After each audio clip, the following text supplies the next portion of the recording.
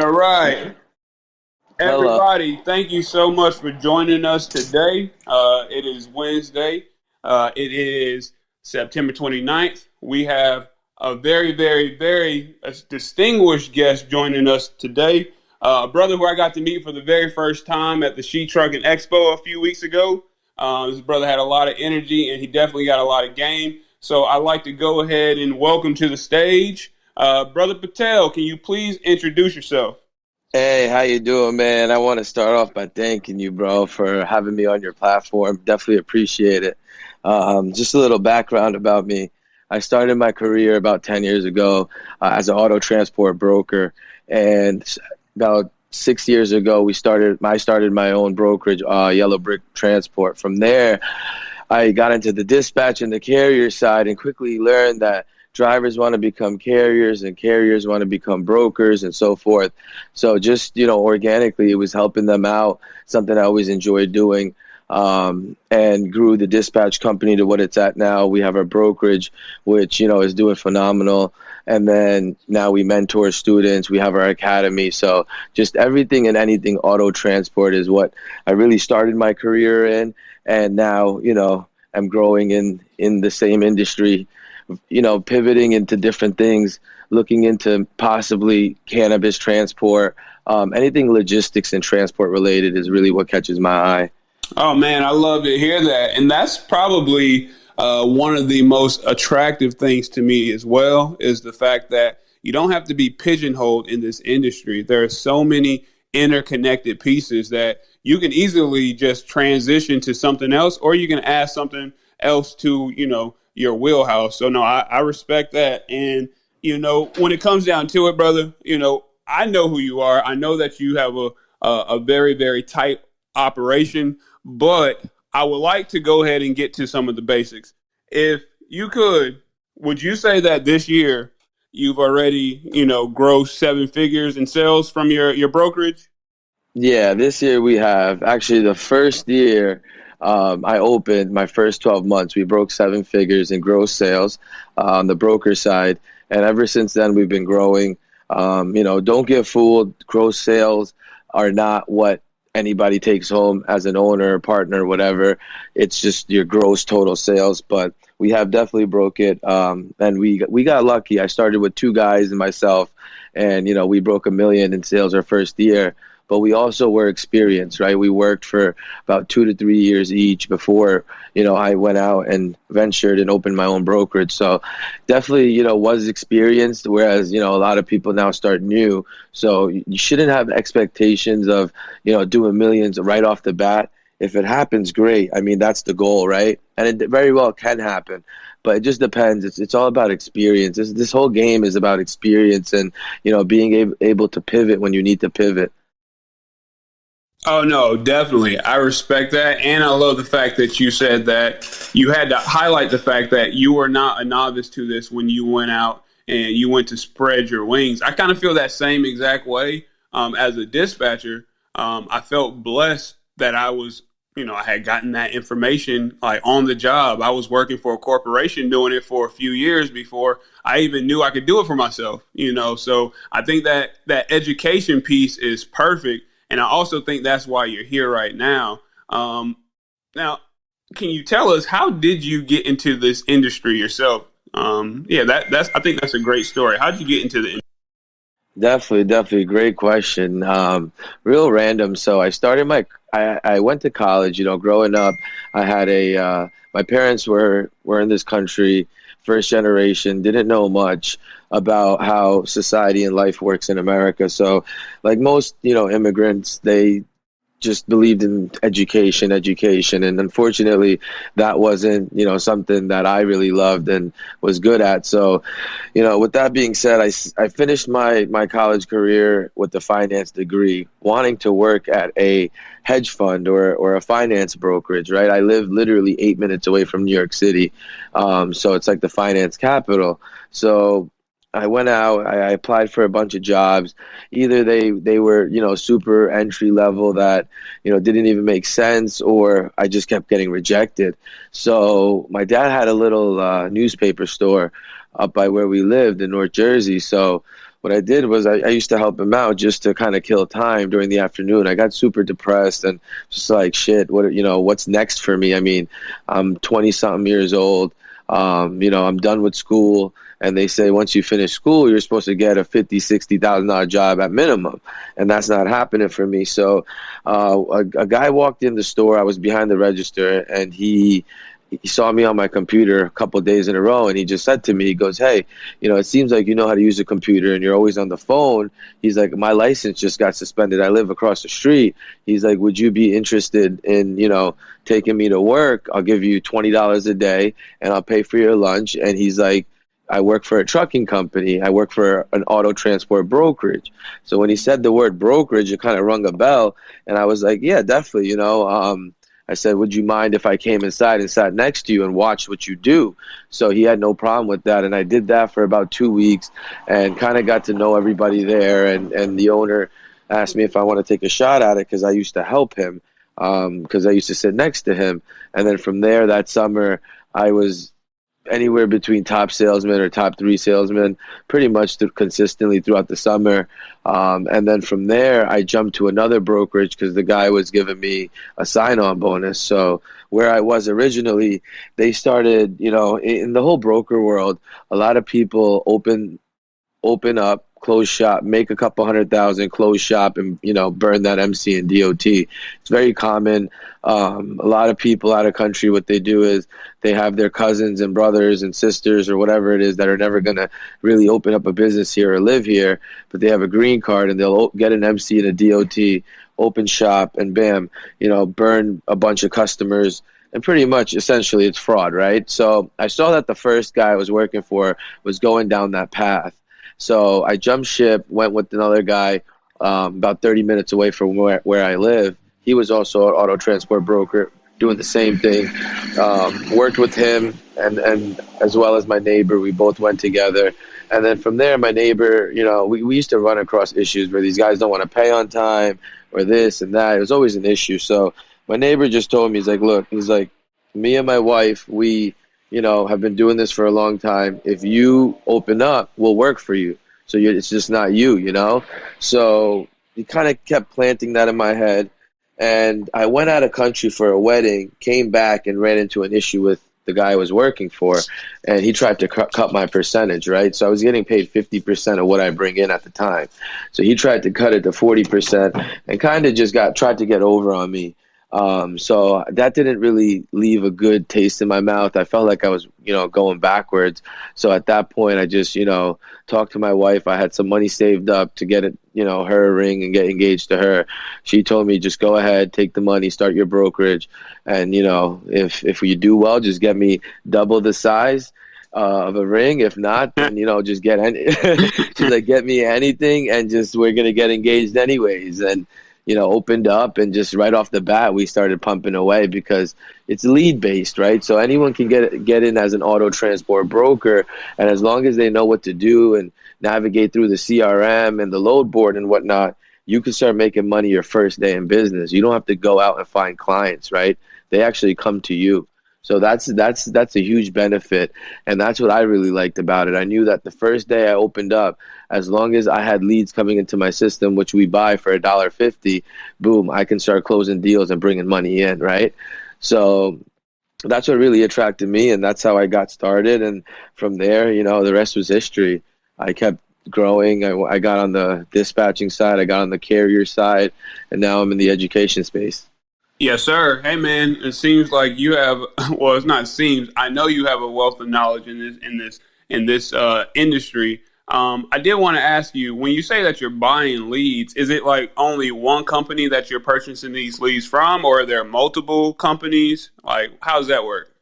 So there's something called lead providers, right? And that's exactly what they do. They're tech companies, and they know how to get on top of Google. So when somebody goes on Google or a search engine and requests a quote, what happens is this website that pops up, they don't ship cars. They're just good. They're a good tech company that knows how to get on top of Google. They're spending the money, and people are clicking those links, inputting their information. Their pickup information, their delivery information, their phone number, email, and name. That's what we call a lead. those guys turn around and they sell that to auto transport brokers like myself. So every day they're live leads. So that means if you go on Google right now and you input your information, whichever lead company that is going to be sending that lead out to their brokers live, right? So you should be at the computer when we call you, if we call you right away when that lead pops up in our CRM. So there's a bunch of lead companies with everything. You got to kind of fish out the good ones. There's a lot of people that, give you bad leads or duplicate leads. So you got to stay on top of it. But, there are multiple companies that you can go to buy leads. And there's also, different packages. So you could have leads that only go to you. You could have leads that go to 3 to 5 companies. You could have leads that go to 8 to 10 companies, right? And they'll gradually get cheaper. So it all depends on your strategy and what how you want to finance out your leads and buy them.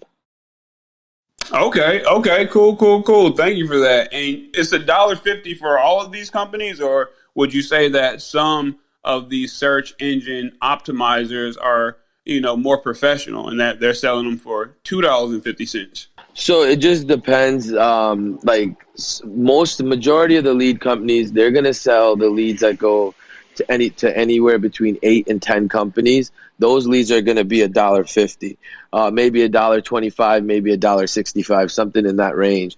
There's leads that go to 2 to 3 companies, for example. They might be $7. There's leads that go to maybe 4 companies, and that's gonna be $5.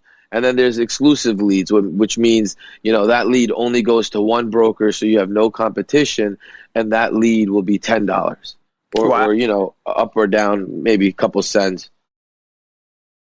Okay. All right. Yeah. No, I did not know any of that. The fact that you're saying if I go through Google and I put a search in for, transporting my car, that people are able to pluck that information from the Google search. I did not know that, and that's very, very interesting.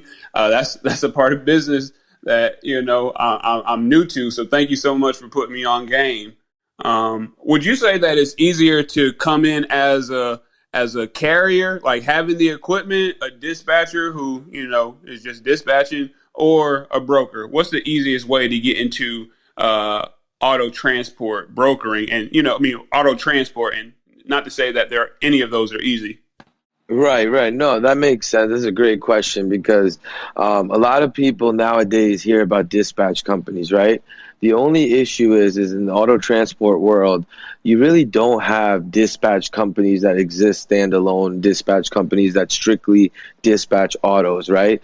Nowadays, you might see some pop up here and there, but generally what happens is a carrier is going to hire an in-house dispatcher, right?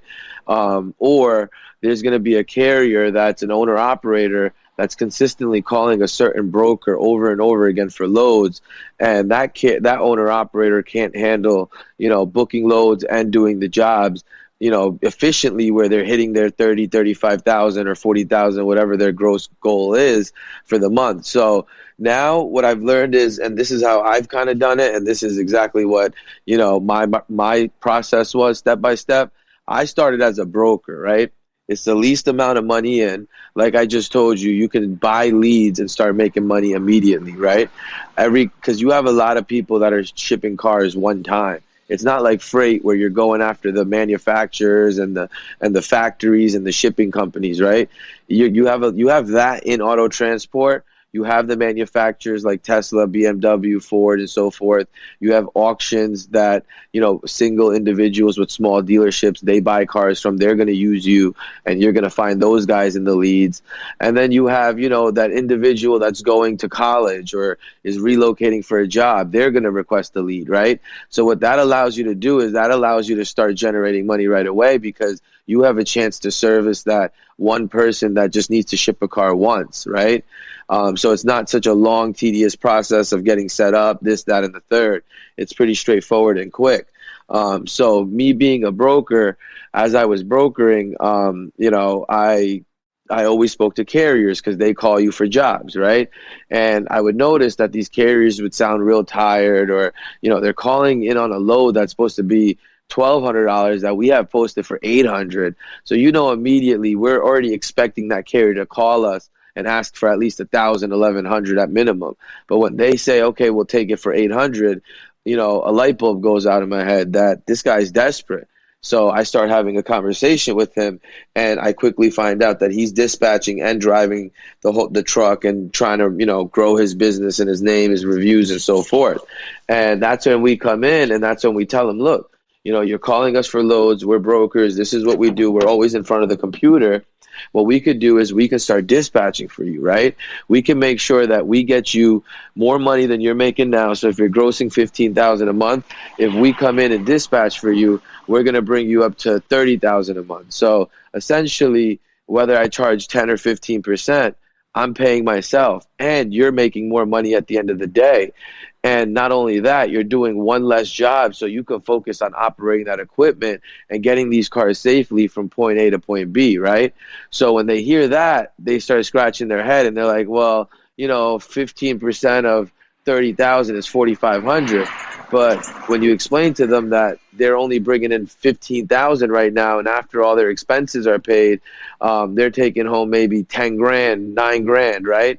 On a $30,000 a month, even if they pay us 4,500, they're still taking home, you know, 25, 26,000 minus their expenses. They're still, you know, they're going to be at somewhere at 14 to 18,000 in their pocket. So, and then I also tell them, and this is something that I've done from day one, I tell them, you don't have to pay me a penny until the second week. Come the second week, after 14 days, if you feel like you're not happy with my service, then you don't got to pay me nothing. Just tell me why you're not happy so I know what I could do better. And then, you know, we'll shake hands and we'll part ways. No love lost, right? But that doesn't happen because they realize that their lives are easier, they're making more money, and they're happy with the service because now they could just focus on driving and have a life, right? Have somewhat of a personal life to call their family. They don't have to run to a truck stop and instead of taking a shower, get on the board and find cars, right? So, and then we also help them in the sense of getting them dedicated lanes because we're brokers.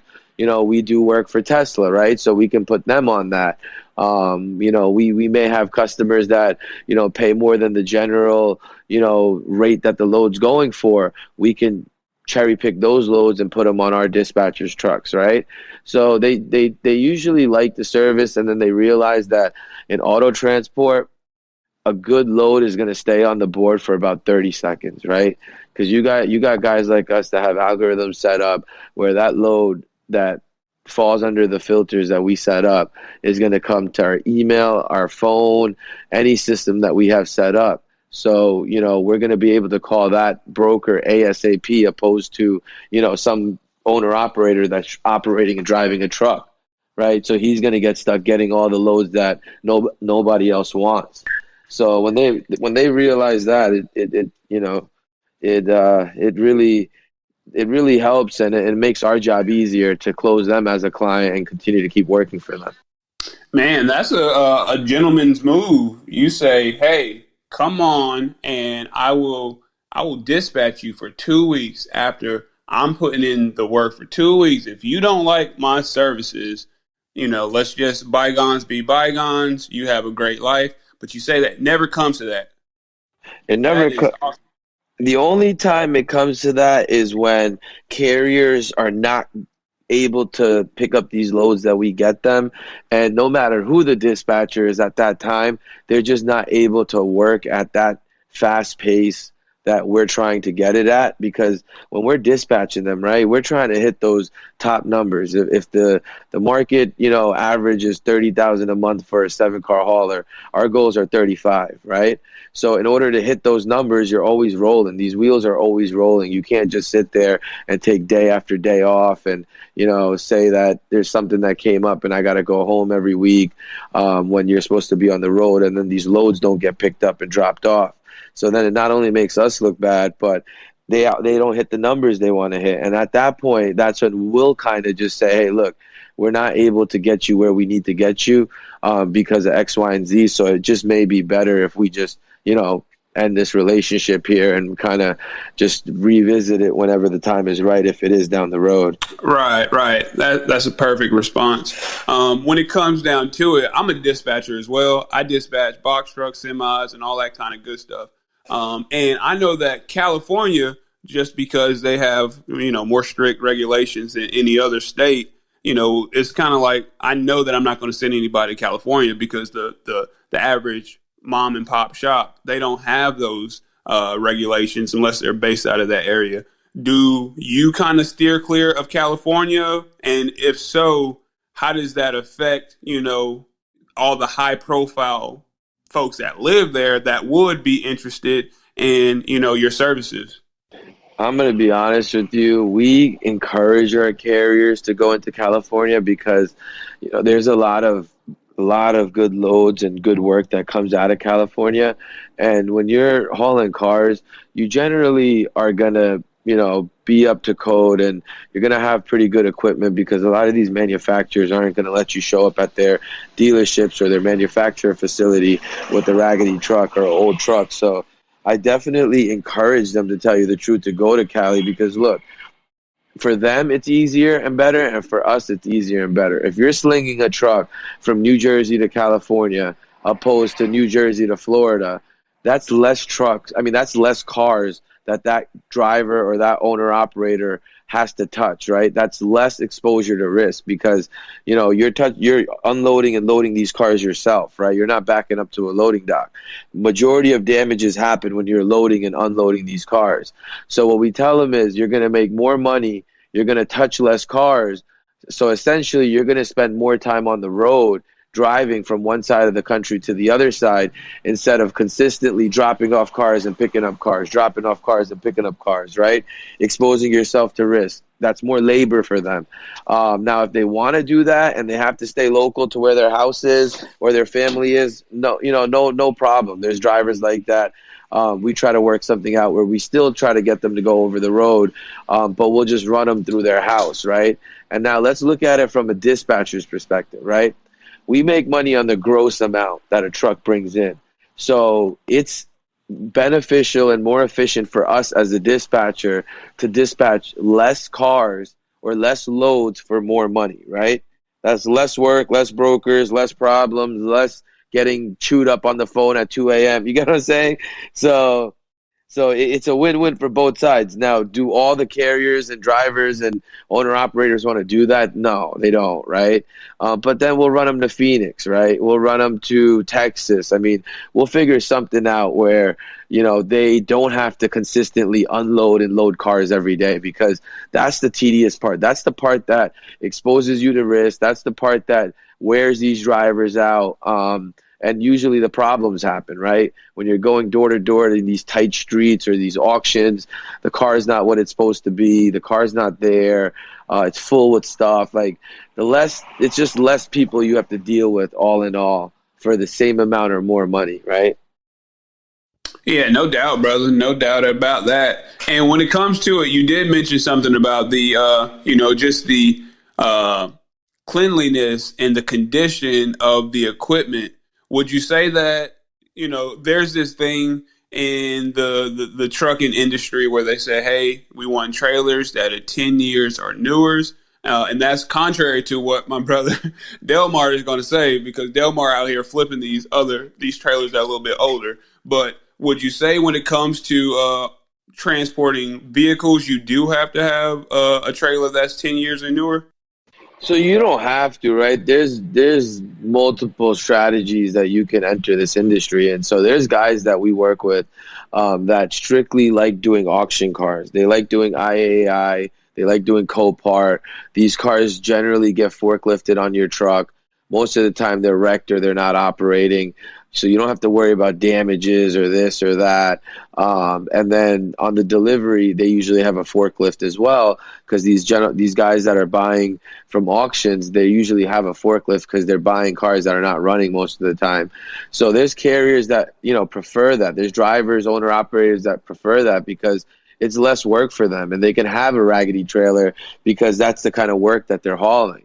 And then you have guys that we, dispatch that have, $200,000-$300,000 truck and trailers, fully enclosed, and they just want to touch, Lambos and Ferraris and McLarens and so forth, because you're just dealing with a higher quality of a customer or load that's paying more, that is essentially going to make you more money. But on the flip side, it's a high pressure situation because people that pay big amounts for their transport and they have nice cars, they want their stuff when they want it. So there's no, I'm delayed a day or two, or this happened and that happened, right?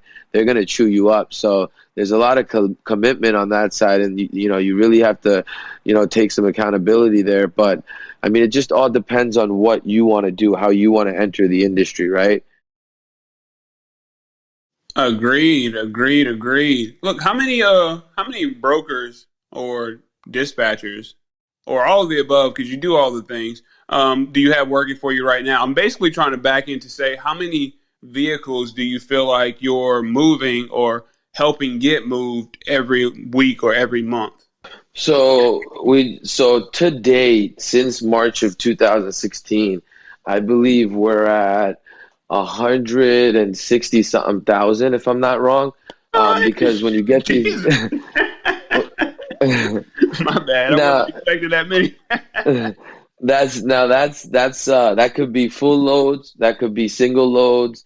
That's all our repeat business. Every order, every car that gets moved gets documented, obviously, in our CRM, and that's how we kind of, keep track of what we're moving and what our volume is. But, an average broker starting off that's new, like the people that take our course, what I've been seeing is they come out. I suggest to start with about 600 leads a month, and with the 600 leads a month, you're gonna be able to do maybe 1,000 to 1,500 a week, right? So you're gonna essentially take home anywhere between 4,000 and 6,000, and then after you pay your leads and this and that, you'll take home, if you make 6,000 for the month starting off, you'll take home maybe 4, which isn't bad. A new business, you're generating money right away. If you are able to bring people under you like I did from the beginning, that helps substantially, because now you're making money on all the brokers that work for you, right? But that's also not something that's common either, unless you're already working for somebody and you do something like I did where the whole team wasn't happy and we kind of jumped ship. Right. I can definitely see how something like that can set you up. I mean, look, I'm just putting this out there to the universe.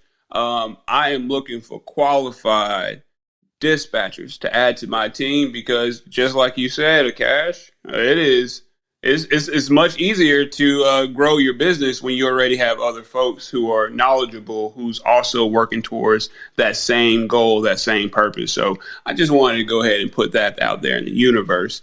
But for you, sir, how would you say that, growing, scaling up, what was like one of your biggest growing pains when you started scaling?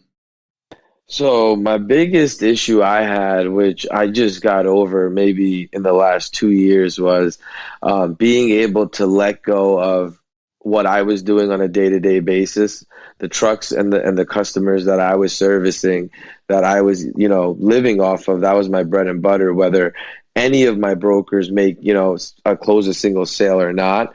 The hardest part was giving that part up, because it's scary, right? To start another side of the business or get into, the consulting space or the education space or the dispatch space, whatever it is, you kind of have to let go of what you're doing so you can focus 100% on whatever you're about to start. Because what I learned is, when I got in the game, I kind of thought, I did the numbers I did. I got super confident and I thought I knew everything, and I didn't, right? And I jumped into this side and that side, and then realized that my bread and butter is in the brokerage. And instead of focusing on that, I kind of neglected it and I let it make money instead of growing. Instead of growing it and focusing on that, I started focusing on the trucks and the dispatch clients. And that's what really, hurt me, I would say, because now you're not focusing on anything. You haven't put anything on autopilot, and you're kind of stagnant, and then you kind of get frustrated because you overwork yourself.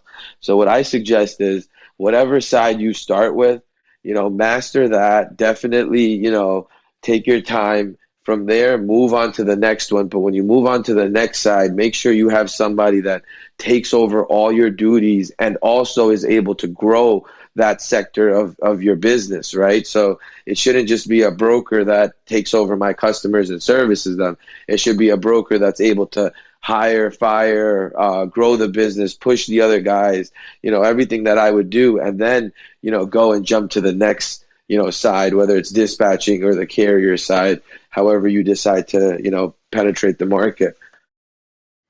Oh yeah, definitely. I think that's some pretty great advice. I mean, and they do say once you hire somebody for that role, you have to empower them to do all those things. Not, guide them as you may, but you definitely have to give them the authority to make those decisions and, work with those decisions that they do make. So I definitely like the fact that you touched on that part. And Let me ask you.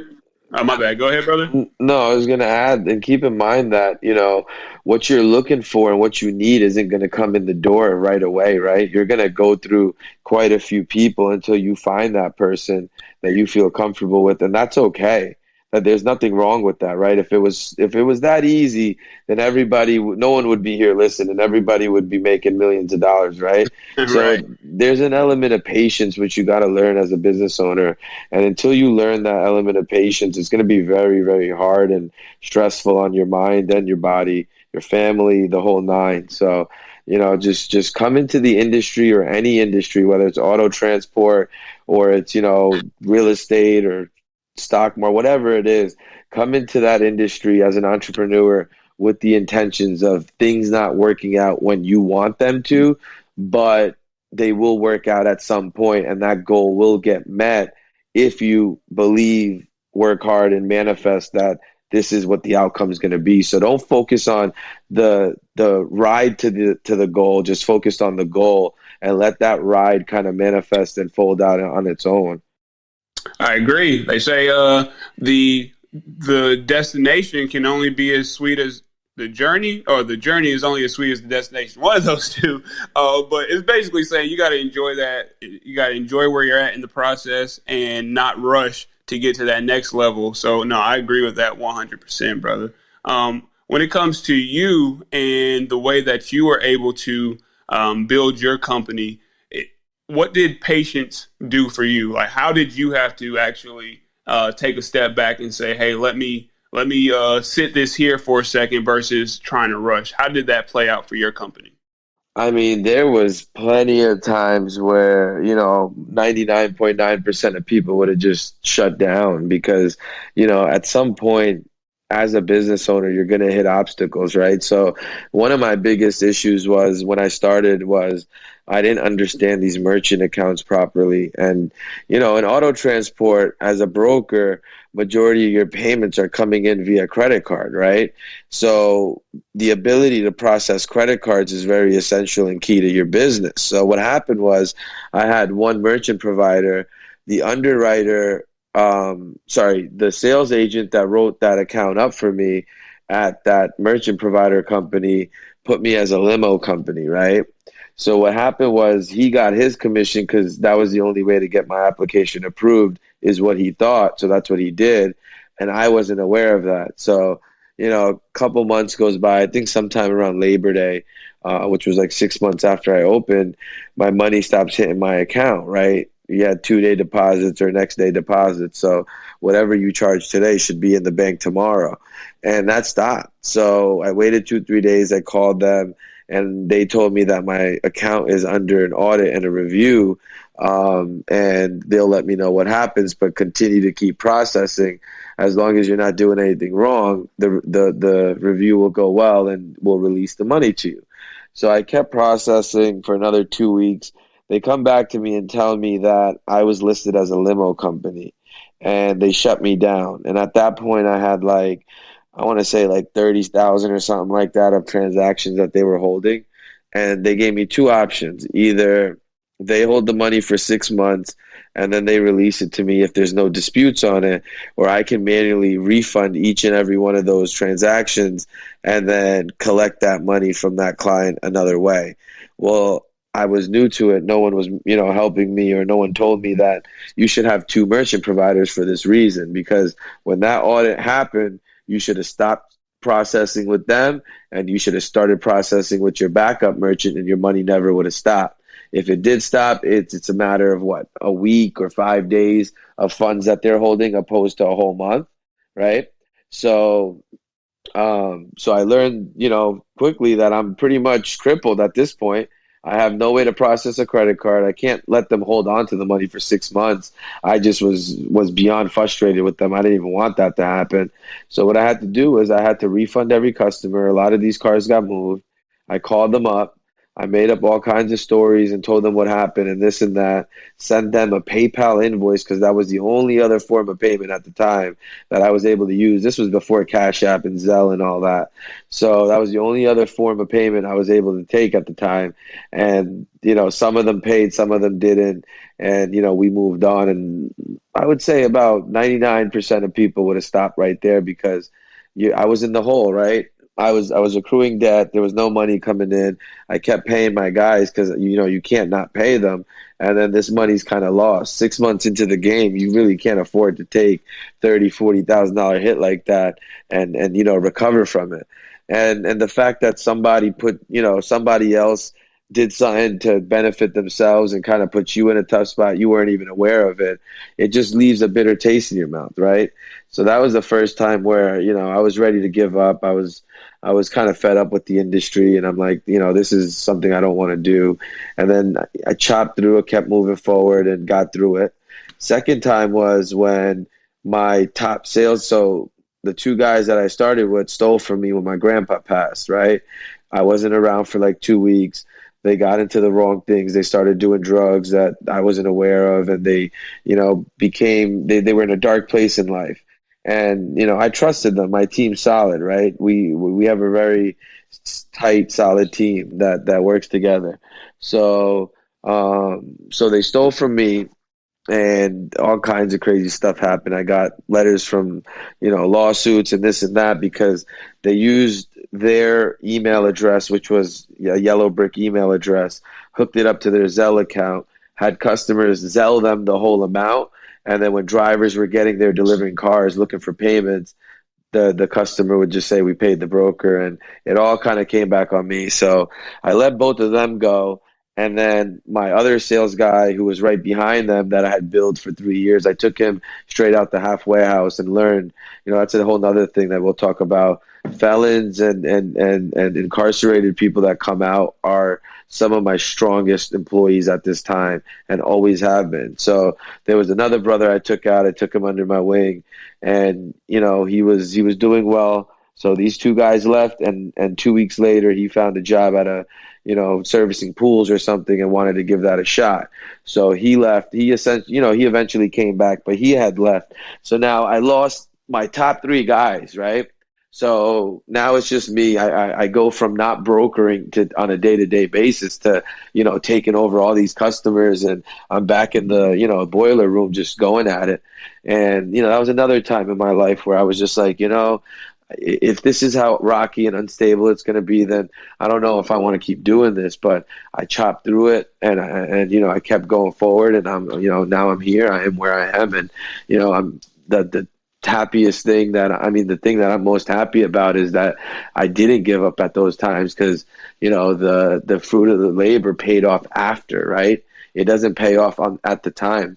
So, just anything you do, I always tell people, I tell my wife, I tell my family, like, it's never going to be the way you want it to be, but no matter what you do, it's going to be tough. But when you get past that point, you're really going to see the fruit of your labor, and that's when you could throw that business on autopilot and move on to the next thing, knowing that money's never going to stop. That 20, 30, 40 grand that's coming in every month with you doing nothing is going to come in whether you are there or not, right? So, if you can't get past that point, and you can't, you can't weather the storm when it comes, then no matter what industry you want to get into as a business owner, you're going to have a tough time, and you're going to consistently start and close and start and close. And you're going to think there's something wrong with you, but there's nothing wrong with you. What's wrong is you're just not giving it enough time. You got to be patient. Oh, man. I love that answer. Full circle. Thank you so much for giving so much into that. And I wanted to say, how influential and supportive of, let me ask this question.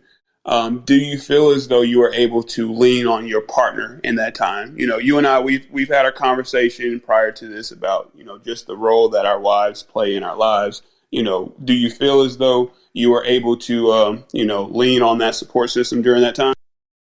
Oh, 100%. I mean, without that, I mean, that's another thing that, I don't speak about publicly too much about, but with my inner circle, my friends and family, like me and you spoke, and that's one of the biggest things that I think people should focus on is their partner when they're, entering industries like trucking, right?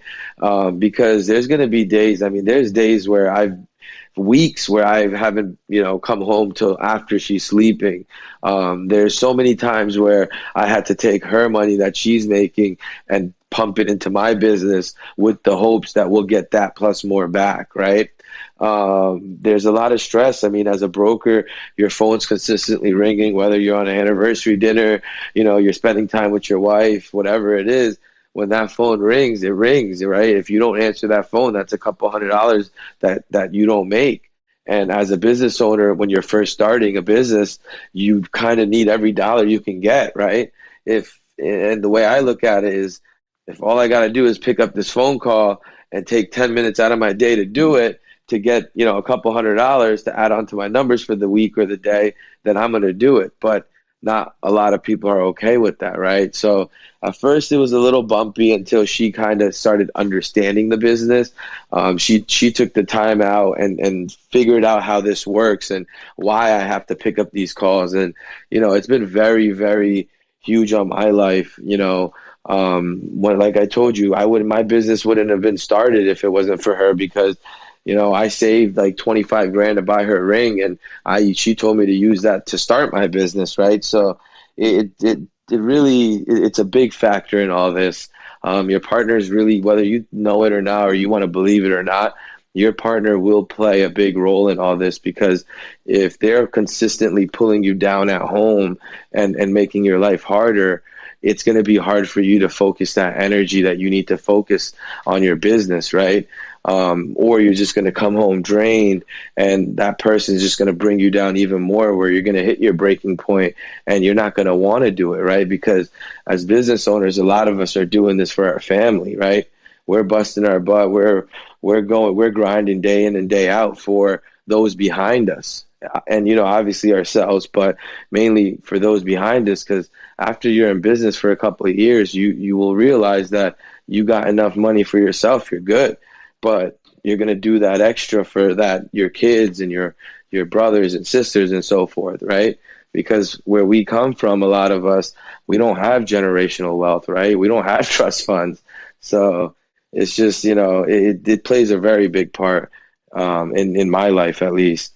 I agree, man. I got married this year, and this is also the year that I opened my company. So I know exactly what Yeah. Dispatching, bro. I know that you're receiving a lot of calls. I'm making a lot of calls. Right. All day I'm on this phone, and it is a blessing to have a support system that understands that, especially during these very, very new times. You know what I mean? So you got to have that support system there to really be able to give it 100% and feel like you're doing the right thing, that you're not competing against something else. So that's the reason I wanted to bring up that question, because I know how important and impactful it's been for me. And, for you to have this success in this business, I know that you've also experienced that. So let me transition to something a little bit more, auto transport. When you say that, you have to have a brokerage to be, you have to have an MC number to be a broker to do this, correct? Yeah, correct. You need an MC, a DOT, UCR, VOC3, and a broker bond. So a BMC 84 or 85. Okay. And so that's to be a broker. And that's probably, a lot of those things would also be to be a carrier. So what's the difference, or have you noticed the difference between someone who wants to transport cars versus someone who just wants to transport dry freight and things of that nature? Most definitely. I mean, it's still trucking, but the way I explain it to people is if you think about, let's say you think about doctors, right? You have heart surgeons and you have chiropractors, right? Even though they're both doctors, they do two totally different things. So that's how auto transport is, right? Our terms are different. Our CRMs are different. Our load boards are different. Our trailers are different. Our trucks are outfitted differently. And it's, even though it is trucking and it's not difficult to transition from one to the other, there is going to be a learning curve because, in dry van and reefer, y'all live off of factoring companies, for example, and in auto transport, you really don't have that, right? You have a bunch of cash on delivery loads, where when you're delivering, you have a check or cash waiting for you. When you're doing manufacturer work, they're kind of going to be the factoring company. They're going to pay you, 5 days, 7 days, and majority of them always have options for next day funding, right? So you don't have to go through a third party source. So that's one. Two is, the trailers. I mean, our trailers are a good trip. My first trailer I bought was a 5308 Cottrell, which was an 8 car, and that trailer ran brand new. It ran us 101, right? So 101 grand. Insurance is different, right? Because, in auto transport, you have three primary markets. You have two that are pretty much the subsidiaries of each other, which is National Indemnity and Lloyd's of London. And then you have Progressive. After that, you have a bunch of risk retention groups, right? So there's not many, because it's specialty trucking, there's not many options. You don't have many vendors, but, once you do master the craft and you understand the load boards and the systems and how these cars move, you're going to make a ton of money. It's specialty trucking, right? So let's go pre-pandemic. My buddies that have dry vans or reefers, they were clearing anywhere between 20 and 25,000 a month. Our 8 cars were clearing anywhere between 30 and 35,000 a month, right? The pandemic definitely changed a lot of the rates. But, even now, naturally, I mean, if I look at what dry vans are making versus our auto transport trucks, it's usually, higher because you're loading and unloading these trucks. There's a lot more labor. There's a lot more overhead. So it just makes sense. It correlates into what you make, right? So there are different systems, and even though it is trucking, it's two very different industries when you look at dry van and auto hauling. But if you take the time out, you have somebody to show you, the ropes or how it works. I mean, you can do it. It's not impossible. It's that auto transport companies, make good money, right? I mean, it's not anything that people don't know. When you ship cars, it makes good money. So what happened is, back in the day, in the 40s and 50s, all of these companies got these big contracts and got grandfathered in. So you see a bunch of companies that have been holding these manufacturer contracts for years, and they don't let people like you and I, that look like you and I, get in, right? I literally had to fight my way in. I've lost thousands of dollars my first few years getting into the industry and being able to sustain in the industry. And anything specialty trucking is tough, right? Like, I'll give you another example, not even autos. Let's talk. I have a partner. I have a guy, a client that we partnered up with. He's a top 15 NFL player that got ranked this year. And, he's making millions of dollars guaranteed every year. Bought 3 trucks and got a government contract to haul waste from the transfer station to the landfills. And because, his paperwork and so forth wasn't right, and it was specialty trucking, they quoted him $180,000 or $190,000 for 3 trucks for the year, right? So auto transport's the same way. Once you burn your bridges with these insurance companies, or even one or two of them, you're pretty much fried, right? Now you're stuck with the risk retention group, and a lot of brokers aren't going to give you work and accept that insurance. So, specialty trucking does pay, but, you really gotta spend time, and you gotta figure out how it works. And that, you could pretty much say the same thing with dry van and reefer, right? I mean, it just doesn't come naturally. So it just depends. What do you want to move, right? Which way do you want to go? Do you want to go into dry van, reefer, cars, boats? Like, what do you want to do? and then you kind of dig deeper and see if you can find somebody that'll help you get in. And then if you do, I suggest it. I mean, I have a course out, and if I had that when I started, I probably would have saved about 50 grand in the last whatever 5, 6 years, right? So I mean, utilize these things, right? Or even if you don't want to take courses, get close to somebody that's doing what you want to do, right? And learn from them. Do things like that. Just don't jump in blind and then you get taken for a ride, and now, auto transport's a shitty industry all of a sudden, right? Right. I agree with that. So I wanted to ask a couple. You did say that you guys have your own systems, you have your own jargon. What's some of those what's some of those CRMs and some of those platforms that you utilize on a day-to-day basis?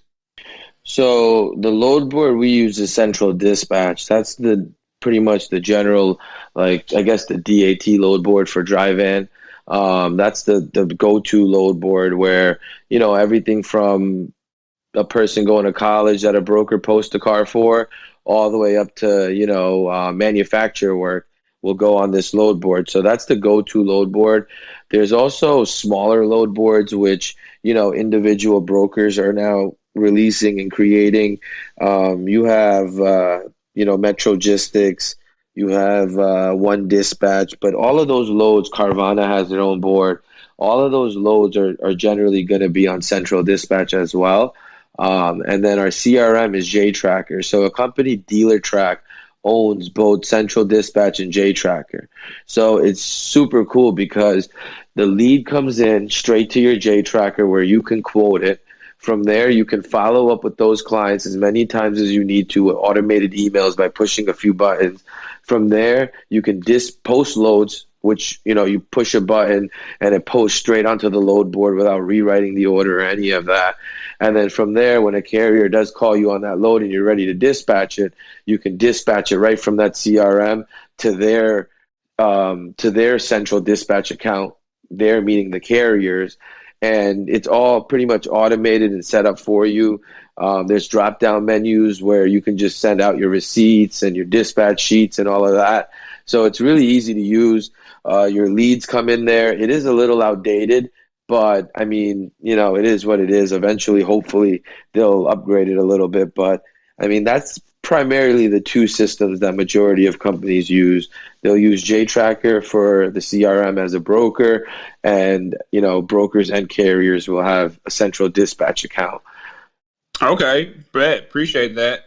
It is a different language too, different jargon. What's some of those industry terms that you don't really hear when it comes to our side of things, the freight game? What's something that you guys are talking about? So mainly, I mean, the big one is COD, right? So a lot of freight, general freight and so forth moves on invoicing. So in auto transport, you're going to see, like, even on the load board, majority of the loads are COD. So like I stated earlier, cash on delivery. That's a big one. I mean, we have bill of ladings, obviously, with a picture of a car that, we inspect on both sides. Our cargo limits are generally about 250,000 for the truck. Now, other than that, I mean, besides the load boards and the payment terms, I mean, you have lingo like, drive away, which is if it's a big garbage truck, it won't go on a trailer. A driver will take out his plates and drive that vehicle to the destination, right?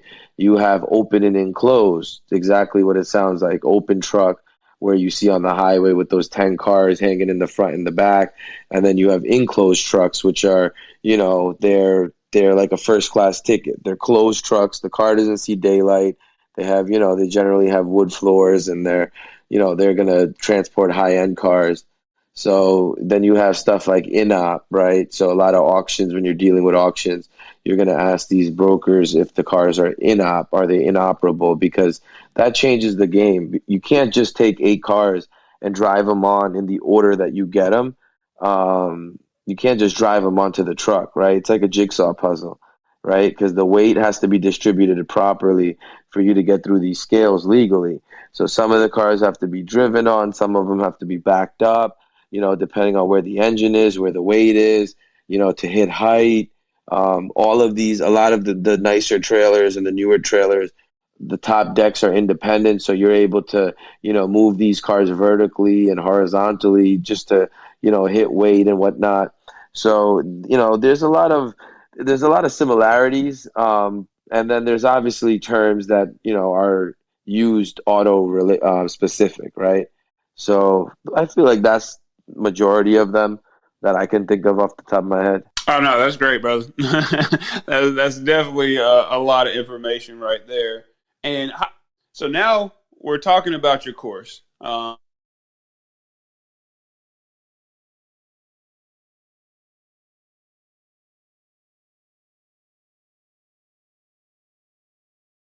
Hey, Jory, I don't know if it's my phone or your phone, but I can't hear you.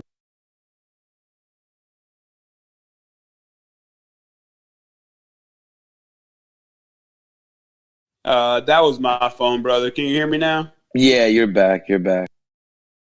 All right. Yeah. So essentially, man, I was saying from your course, what are you hoping that people get? Like, what did you build into your course so that people can, be able to leverage moving forward in this industry? So it's a fully virtual, it's a digital course, fully virtual. What that means is it's videos on videos on videos. So I start off by telling you what the industry is, how to get into the industry, and then I literally show you. So from the minute you wake up, your first day in business, when that lead, which I show you how to, purchase and where to go, and I give you my vendors and all that.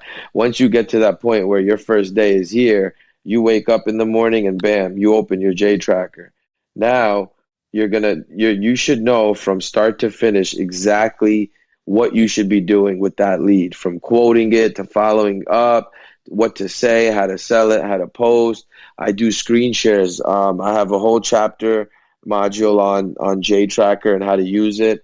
And then I have the same thing on Central Dispatch. So, I see a lot of PDFs and stuff like that, but I feel like with what we do in auto transport, the only way to actually create successful brokers is to show them. So, I actually use this program within my own office. So if we hire anyone, they go through this training period, and you should be ready to operate and close deals as soon as you're done going through the course. It's all videos, easy to follow.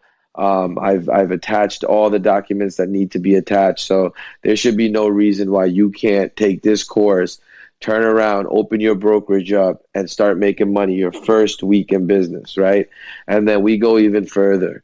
We have a mastermind program where, right now I'm giving out the first 2 months free, right? Once again, this is my style. I know that what I'm providing is valuable, just like with the dispatch clients where I don't charge them till the second week. And if they don't like it, they don't pay. Same thing with the mastermind. You get 2 months free. After the second month, if you don't feel like it's valuable or you don't like it, you don't pay for it and you don't keep going, right? You take advantage of the free 2 months. That's the continuous help. That's where we'll do, sales boot camps. Now you guys are open. So we need to bring your numbers up. We need to close more leads. How do you do that? How do you avoid brokers from stealing orders from you? How do you steal orders from other brokers? Like, there's a right way of doing it, and then there's our way of doing it, right? So we go more into our way of doing it where, we've spent years and years of doing this in order to figure out the loopholes and the little tricks of the trade to get these numbers higher and to stand out and separate ourselves from everybody else, right? To build that name and brand. And what I did is we have a code. If you go to, so our course is on yellowbrickacademy.com. You should be able to find it in the bio. So it's yellowbrickacademy.com. And then if you use the code Clubhouse, it's going to be active maybe an hour, up until an hour after we get off this call, and then we're going to end it. But the code is Clubhouse, and it'll take off $250 off the total price because y'all, dedicated your time and you're actually sitting here listening. So those are the students I'm trying to go for. I'm trying to go for the people that want to take the course and execute, right?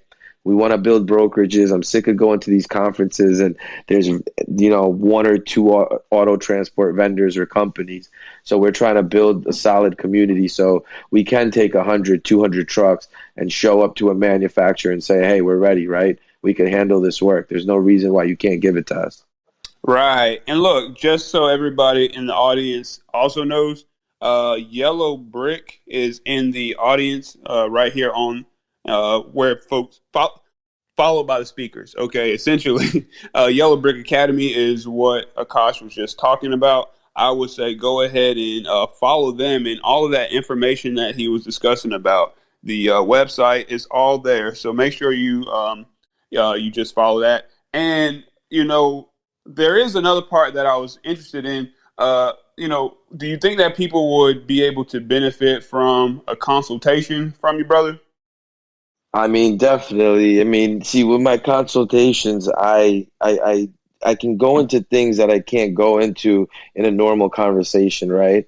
A lot of times, people that come to me for consultations are either already in the industry and just need to, change a few systems or tighten up some ropes, or they're new people that want to get into the industry and just don't know if they actually want to go forward with it. So, consultations are definitely beneficial.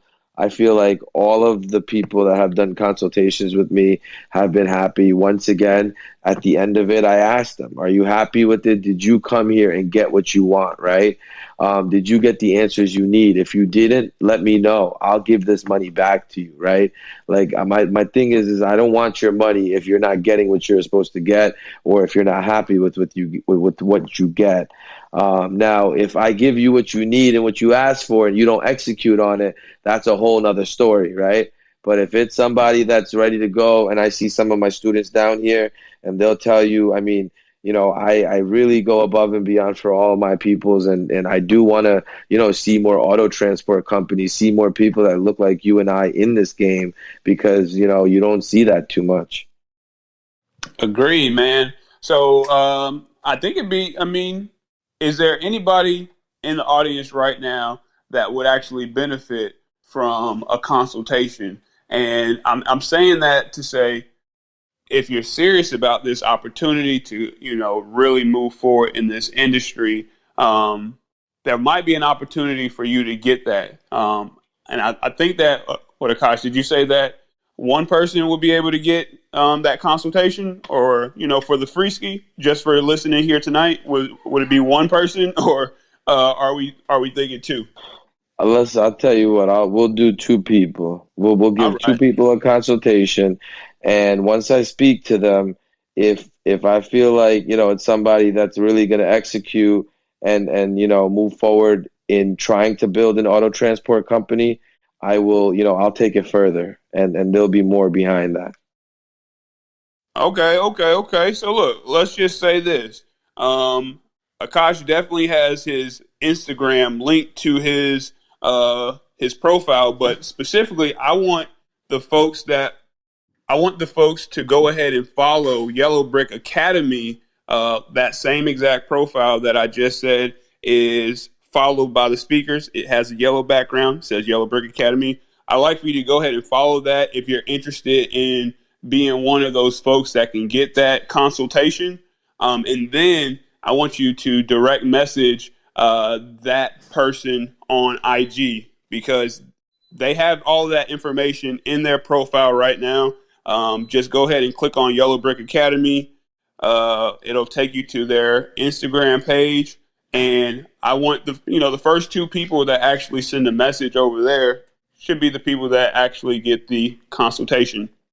That's fair enough. That's fair enough. So I'll let you know. I'll keep my guys are probably looking at it right now. They'll text me in a second. So that's what we'll do. The first two people that do that, we'll go ahead and we'll lock those two in. And I All think I right, already see people coming in. all right, bet. I love to hear that.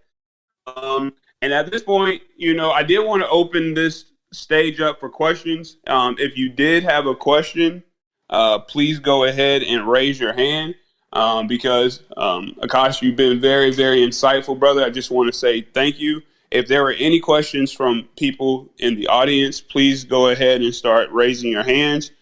We can bring you up and you can ask your questions directly. All right. So that's also while we're figuring out who DM'd Yellow Brick Academy first. But just in the meantime, Cash, I did have more of my own questions. Just because I was excited about this conversation, man. No, And definitely. it's different from me. You know what I mean? Like, I know that you basically get what you pay for in business, but how does that concept apply to auto brokering? So you get what you pay for in a sense. So we can look at it in many ways, right? So let's look at it in in the actual service of shipping a car, right? You have 8 cars. Let's just go with the 8 cars since that's what we've been talking about. You have 8 cars on a trailer and it's going from New Jersey to California. Your lowest paying car is gonna pay 1,300. Your highest paying car is paying you 2,000, right? So it's the same mileage, same truck and trailer picking it up, pretty much the same service. But you got to keep in mind that the carrier is going to focus on that $2,000 customer first, opposed to that $1,300 customer, because they're getting a discounted rate. So if that customer paying more money needs their car on a certain date, that means that they get what they want, opposed to the other gentleman or lady that's paying a little bit less, right? And it's the broker's job to really relay that message to their customer, right? I mean, there's no set price. You know, prices are consistently changing. The market's just consistently changing. So it's your job as a broker to relay that message to your client and let them know, hey, do you want to go after a carrier that may take a cheaper price, but we're going to have to work around their dates, or we might have to meet them at a Walmart or something to make it easier for them? Or do you want to go after that carrier that's going to do what we tell them and cater around our car or our load because we're paying them, you know, what they want and a little bit on top? That makes sense. That makes perfect sense. I hear where you're coming from with that. What are some of those pitfalls that people kind of have to steer clear away from when it comes to this industry? You know, and I'll say it like this. I dealt with the situation today, you know, not yesterday, today, where I booked a load with the carrier and they kind of passed that load off to somebody else unbeknownst to me. In the industry, you know, that's called double brokering. I talked to them a little bit more and found out they're buddies, blah, blah, blah, BBB. But anyways, that's kind of like an industry no-no in certain capacities. What would be some of those things that happen like that, or, you know, that are taboo that happens in the auto transport industry? So that's a no-no, right? So even in auto transport, there's no, if you get a load, so this is the main reason why I had told you originally that dispatch companies essentially don't exist on their own, or if there are some, there's not many, you know, because there's no accepting a load to your company as a dispatch company and then, you know, sending that load to a carrier that you're dispatching for. You're going to have to, in auto transport, you're going to represent that carrier. So if you're dispatching Yellow Brick Transport, when you call the broker, you're asking for the load on behalf of Yellow Brick Transport, and you are getting the load sent directly to Yellow Brick Transport's account, right? The dispatch sheet, the bill of ladings, everything will say Yellow Brick Transport. So there's no double brokering. I mean, if you do it, there's a lot of issues that, you know, you're going to come across, essentially, and mainly because when a car gets dispatched from a broker to a carrier, that's the carrier whose insurance is going to be the one covering that vehicle. So if you send me a vehicle and I send it to you, so sorry, if I have a vehicle and I send it to you and dispatch it to you from my brokerage and you don't do the job and you send it to carrier X, Y, and Z, then my customer is not insured, right? Because, you know, my paperwork shows your company's name and that's who I've dispatched it to. So that, you know, that's a big issue. And that's why, you know, even if you are a dispatcher, we do have a lot of dispatch clients, but we represent them. So even though, we get paid and it's Yellow Brick Dispatch and X, Y, and Z, when my dispatcher that's working in my office calls in on a load, they're going to say they're from company X, Y, and Z. They're not going to say they're from our company, right? So that's a big no-no in our industry. And also on the broker side, the double brokering. So what happens is, the double booking, not double brokering. So what double booking means is a customer, let's say I moved from New Jersey to Atlanta, right? Now I need to ship my car. I get a call from 6 different brokers, and I tell all 6 of them to find me a carrier. Now all 6 of them go and post this car on Central Dispatch. Then the dispatchers and the carriers are going to see that there's one car posted 6 times with 6 different brokers. So how do I know that if I accept this load from one of the brokers, that when I get there tomorrow, another broker didn't already send a truck out there and that load's going to be gone, right? So that's a big no-no too, because now you're hurting the customer, and the customer is essentially hurting themselves because we tell them not only is your price going to be higher because the brokers are going to fight each other for the driver. And the way they fight each other is they get into a bidding war. So if I'm offering a carrier $1,000 to move your car, the other broker that you spoke to is going to offer him 11, and then I'm going to offer him 12. And it keeps going on and on. And guess what? You get affected. You pay more money because if you don't take the carrier, your car is not getting picked up. Because me and the other broker are talking to the same carrier, and there's only one carrier at the moment, right? So that's a big issue with auto transport brokering. And we in our course we go and highlight how to avoid these things when these things happen, how to deal with them. We call it boxing out. It's a term that we created.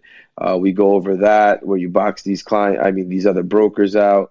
So there's a lot of little tricks that you got to learn that aren't clean cut and straightforward, that you have to either experience and go through the growth pains and figure it out on your own, or you figure out a mentor or somebody that's doing this and you kind of let them lead you and guide you, right?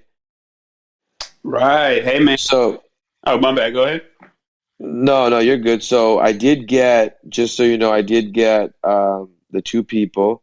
So the first 2 people were Over Perfection on Instagram and Cooley High 7. So Over Perfection and Cooley High 7. Okay. Are those 2 Those are people in the audience right now? And if so, can you raise your hand?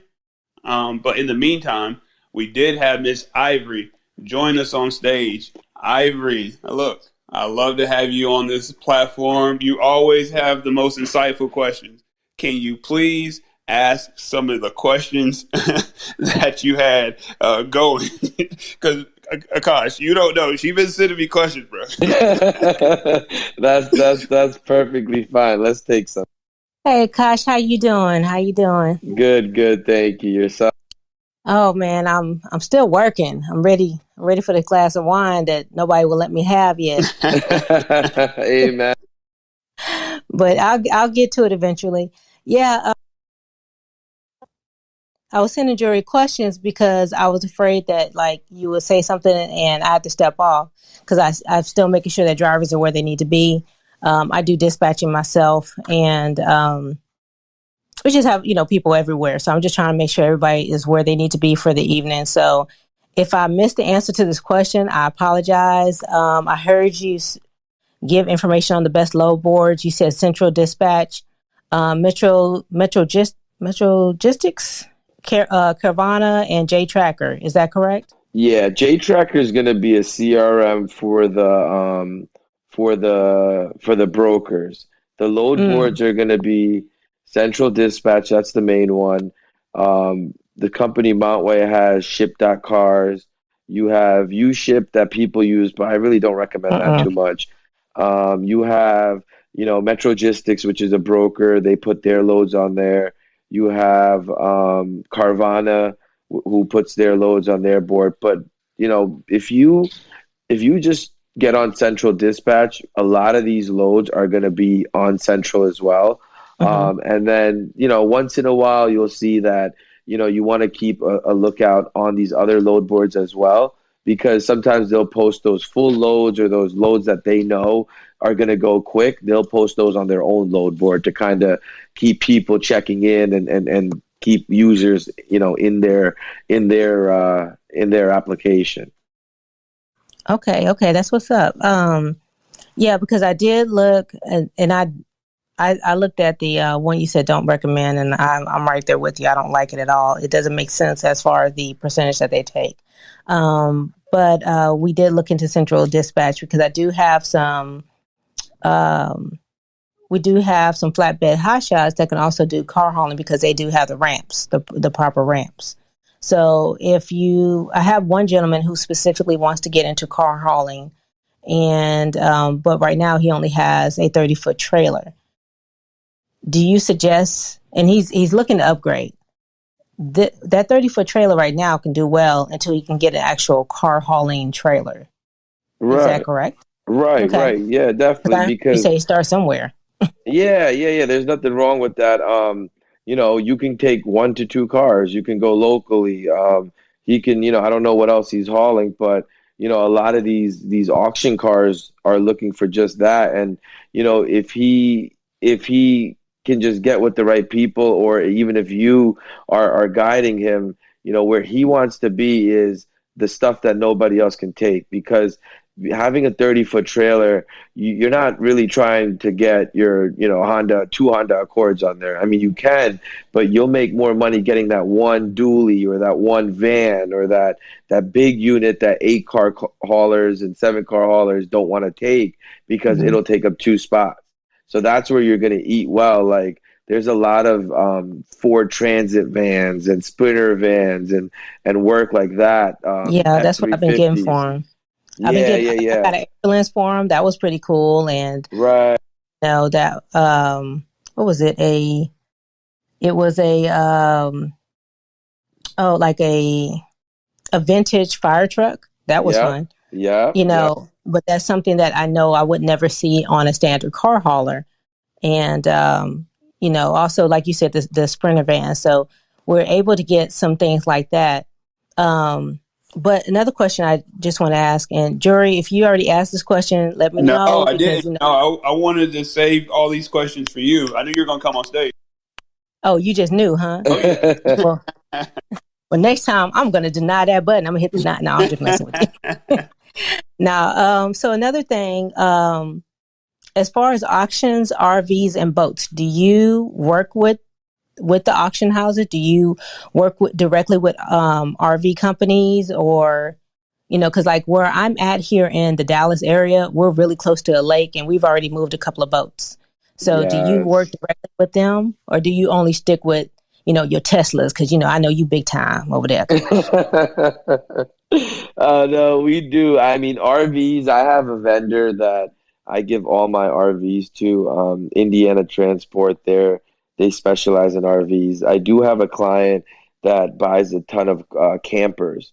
So a lot of the campers, what I'll do is I'll kind of build a load for like a month straight for my 4-car hauler guys, right? Like the hotshot guys, where they'll just haul campers all day for a month and make good money doing that. And on the back hauls, we'll just find them like, 2 vans or 3 cars or something just to get back home. But there's a lot of money, right? Because now you're going into specialty, right? So boats, like, trust me, when I have an extra, couple $100,000 to burn, I want to get a top end boat trailer, because boats pay anywhere.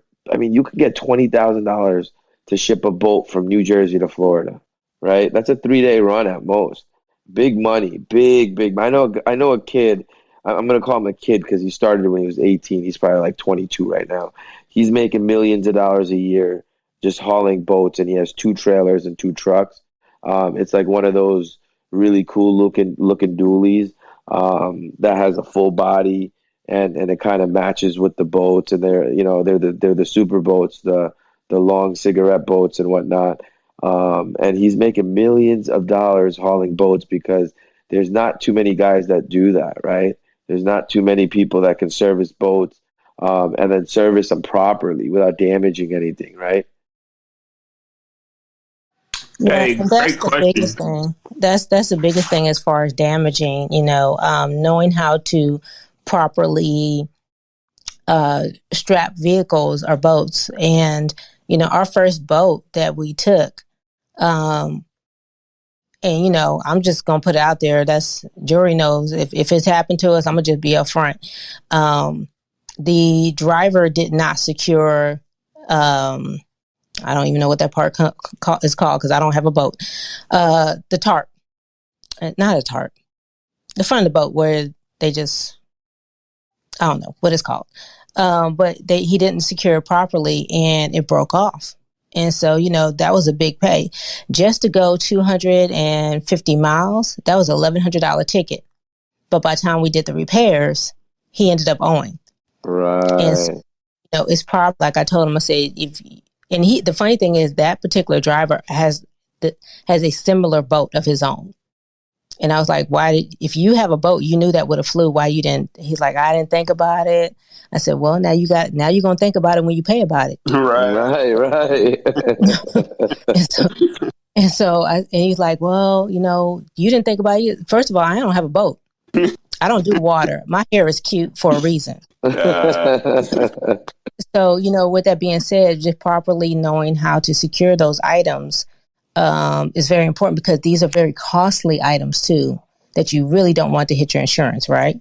Exactly. And then it's the insurance, and on top of that, once you have a reputation for damaging cars or, not getting the load from point A to point B safely or on time, people just don't want to work with you because when it comes to specialty, commodities, they're open to paying, right? It's not something like manufacturers do this over and over again, but a lot of these people are not going to do this 100 times a month. So if they have to pay a couple $100 extra to get their vehicle or their boat or their RV, camper, whatever it is safely, they'll do that, right? So you see that there's a lot of quality over quantity in specialty commodities.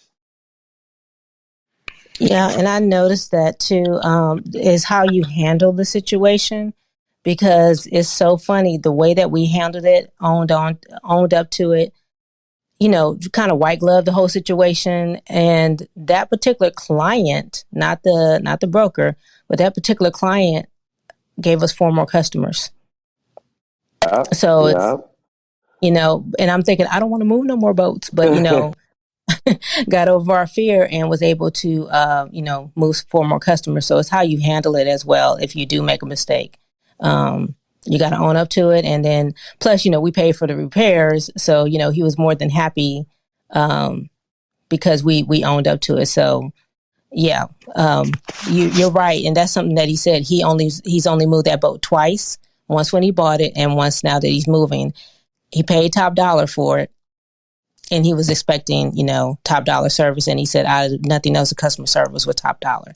So, yeah, I And understand. that's huge. That's huge. What you just said, I definitely want to, recap that and repeat that because in cars, boats, and anything, right?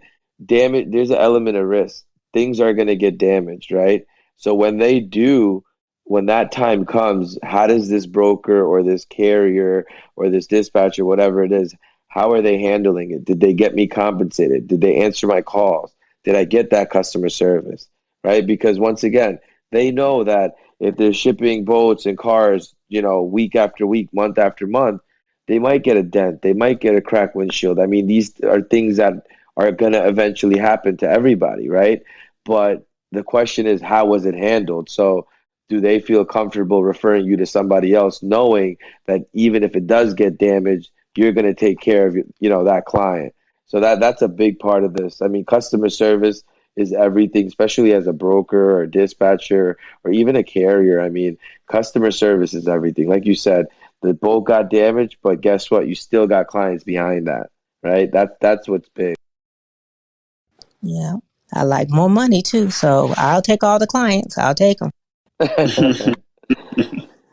Oh, Ivory, did you have any other questions? Because I know you have them. No, I think that was let's see, did I go? Because I made a little list. Right. I know you're a great interviewer, but I make lists because I have to step away. Okay, so let me ask you this, Akash. Auctions. Do you deal a lot with that? Because I know that's not your Teslas. So do you deal a lot with auction houses? Yeah, definitely, definitely. I mean, you have to, right? So you can't just, I mean, as a carrier, you can stick with certain clients, but when you also have a brokerage or you're operating a brokerage, you got to deal with everybody. You got to deal with those college students. You got to deal with those, companies that are relocating their employees every few months. Those customers that buy from auctions. You have some customers that literally buy nothing but inoperable vehicles, right? I got a guy in California that buys a bunch of dualies from across the country with cranes and buckets and all kinds of stuff. We ship them out to him in Manteca, California, and he makes millions of dollars. And what he does is he takes these dualies, he fixes them up, and he pushes about 30 to 40 of them out every month through Ritchie Brothers auction, right? So he buys from auctions, he fixes them up, parts out whatever he needs to part out. He has every single part that he would need at his facility now. He gets them up and running and then pumps them right back out through the auction. So, you kind of have to deal with everything you get. You can't just be so narrow-minded and say, okay, this is all I want to do. Because, I mean, you're gonna leave too much money on the table. There you have it. Don't leave money on the table. I don't like that because I like to eat. So, all right. Well, thank you. That's all my section, my portion of the question jury. Hey, Jory. Go ahead. Sorry. No, no, definitely appreciate you coming up here and asking questions. If Jory, if those two people, Over Perfection and Cooley High 7, are not here, I can go to the next two people. Okay. Yeah. Who are the next two people, brother? So we got PM Love 5 and Fight.DJ or All right. Flight.DJ. So look, he already named 4 folks. If either of you guys are in here, specifically those last two, go ahead and raise your hand so we can bring you up to the stage and solidify this bad boy. Thank you for that, Akash. All right. Definitely. All right. So we did get one person raise their hand. PM Love 5. Okay. Let's bring this person to the stage, Miss Pearly. Miss Pearly. How you doing, Miss Pearly? I'm fine. How about you? Oh, I'm doing so great. Thank you so much for asking. And not only that, appreciate you for sending me that information last week. I don't know if you guys were in the room last week, but Miss Pearly definitely, made a big contribution, providing the website to where you can get all the newly active MC accounts and how you can get more carriers if you're a dispatcher. So thank you so much for also doing that. But You're introduce welcome. yourself, ma'am. Introduce yourself and let us know what you got going on. Hi, I'm Pearlie. I'm a driver slash dispatcher as well, and I wanted to get more information as far as stop car hauling. Okay. My son is here. Hold on. Okay. Well, yeah. Thank you so much, Miss Pearly. So, Akash, we have the one here. I'm not sure if the other 3 are still active. So, Okay. What would you like to do as far as that? Or we can decide that later. It's no problem. Yeah, what we'll do is Miss Pearlie, I have her information. I'll have my team reach out to her and set a consultation up for her. And then what I can do is, give me 1 second. I'm going to shoot out 2 more names. And Okay. let's do that. We got Dub's iView. If All Dub's right. iView's there, let's see. Let's give him a minute. If they Right. As come soon up. as you hear your name, go ahead and fire up your hand. All right. Going once, going twice. All right. Let's do Annette DT. Annette underscore DT. Okay. I actually see her. in the audience. Yep, right I'm here. Nanette Thomas is her. Okay. So there you go. We could do that. Because I think what happened is a lot of these people earlier had followed and then jumped off.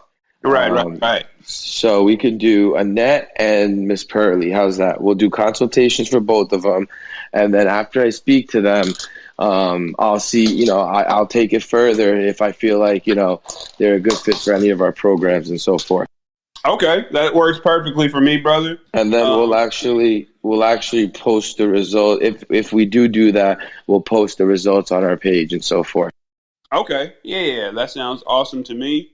At this point, to be honest, we're 90 minutes into this bad boy, and really, sir, I just want to say thank you for your time and for your willingness to share all the game that you've already picked up while operating.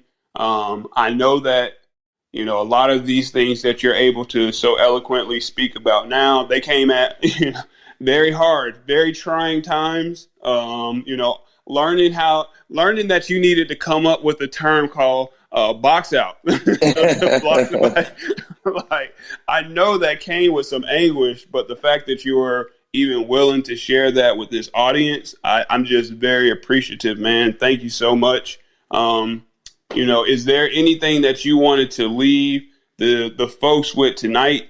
If you do, the floor is yours. So just let me know. Yep, no, definitely, man. I definitely appreciate you, man, and having me on here. Like I said, I'm trying to, help as many people as we can get into the auto transport space because, we get messages and people reach out to us all the time, but they don't know which way to go. So, I started my career as a broker. I've been doing this for years. I have my dispatch company.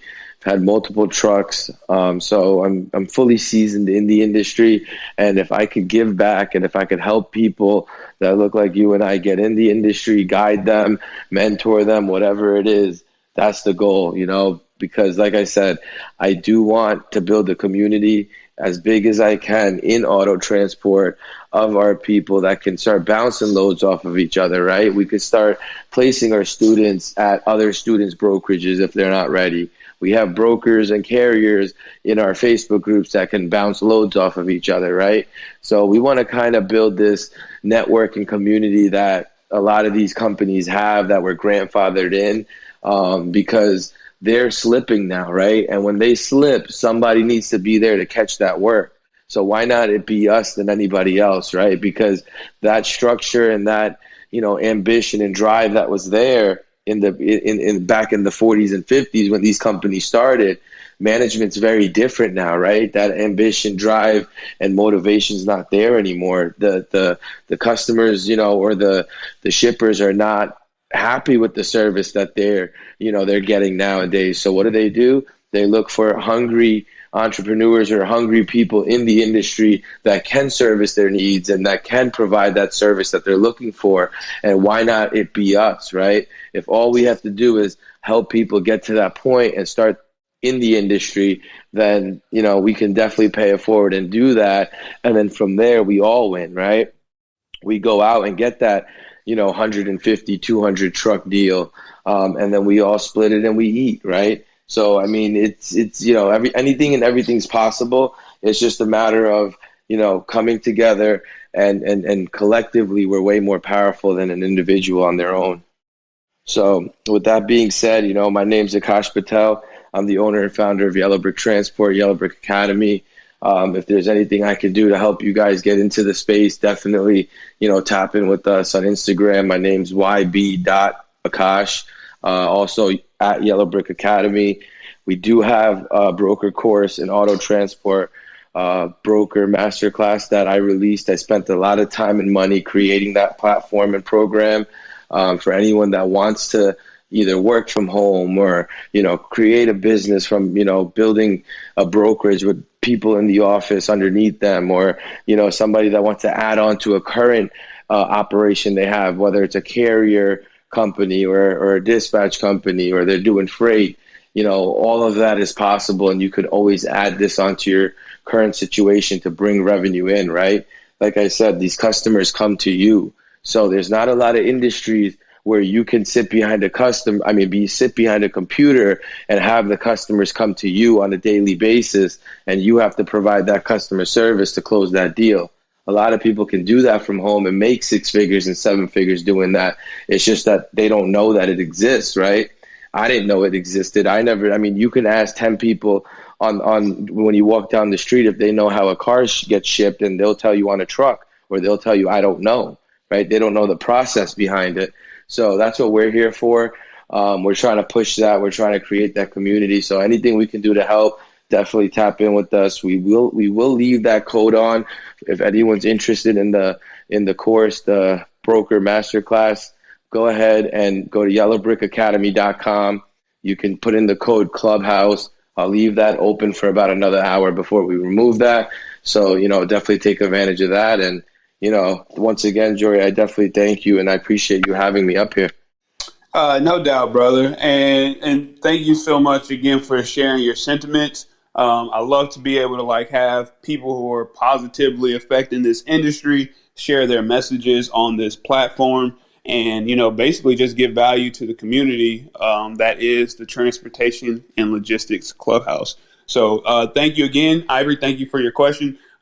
Ms. Pearly, thank you so much for your participation as well. Hey guys, we're basically about to close out the room, but before we do, I just wanted to say I think that we need more education on the insurance portions of what's going on in trucking. I had a very, very, very detailed conversation today with an insurance agent, and it kind of just came full circle with, that conversation that I had about double brokering and all that kind of stuff. I think that I would like to do something like that. It's not on the books just yet, but I think we need to do something very soon so that we can have people ask as many questions as they need to folks who are authorized and knowledgeable on that subject. Just because I think there are just a lot of misinformation being passed to one another. So that is going to be something that I plan to put together and have on this platform soon. But without further ado, I just want to say thank you again. And, next week, same exact time, 7 p.m. Eastern Standard Time. And thank you. Y'all have a great one. Peace. Definitely, man. Take care, guys.